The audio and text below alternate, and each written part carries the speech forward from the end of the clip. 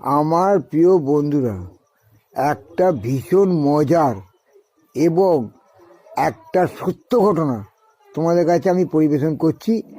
যদি সম্পূর্ণটা শোনো, হাসতে হাসতে তোমার কালো বিচি খুলে নিচে পড়ে যাবে। তখন তোমাকে ডাক্তারের কাছে ছুটতে হবে আবার কালো বিচি সেট করতে। কথাটা ভালো করে শোনো। বছর 5 আগে আমি একবার সাউথ কোরিয়াতে একটা মেয়ে দেখতে গিয়েছিলাম।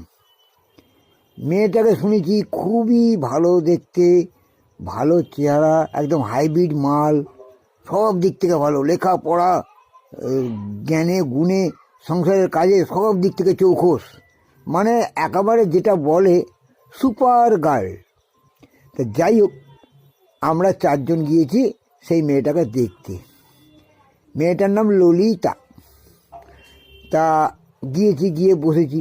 বসার পর ছেলের বাবা আছে, ছেলে আছে, ছেলের মা আছে, একটা বন্ধু আছে এবং আমি আছি।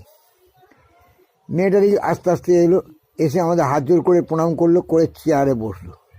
বসার পর মেয়ের বাবা জিজ্ঞেস করছে, মা তোমার নাম কি? বলছে, আমার নাম ললিতা।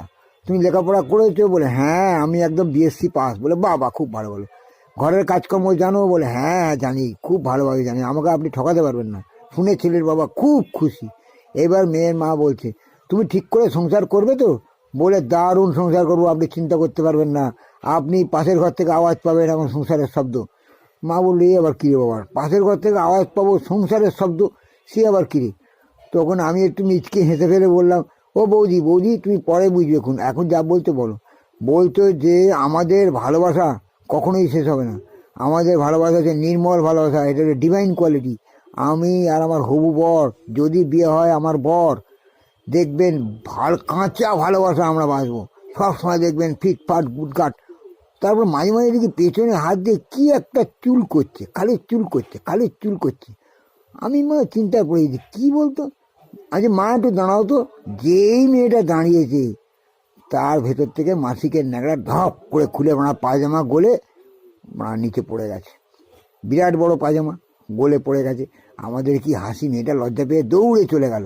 তার মানে মেয়েটার মাসিক হয়েছিল, সে ন্যাকড়া পরেই এসেছিল। মাসিক হয়েছে কিন্তু সে চুল করছে খালি, সেই জন্য সে চুলকোতেই ব্যাস খুলে গেছে। আর আমরাও লজ্জা পেয়ে গেছি, মেয়েটাও লজ্জা পেয়ে গেছে। তখন আর কী হবে, ছেলেটাও বড় চুপচাপ আছে, হাসতে পারছে না। তখন আমি বললাম যে মাসিকের দোষটা কোনো দোষ নয়, ওর বংশেরও কোনো দোষ নেই, আর অন্যান্য চরিত্রেরও কোনো যখন দোষ নেই, একেই বিয়ে দিয়ে দাও। মাসিক তো প্রত্যেক মাসেই হবে। সেই শুনে ছেলের বাবা মা কি খুশি, ছেলেও খুব খুশি যে একটা বিয়েটা ফাইনাল হয়ে গেল। আজ ওরা খুব সুখে ঘর সংসার করছে। বুঝেছো তোমরা, বোঝো।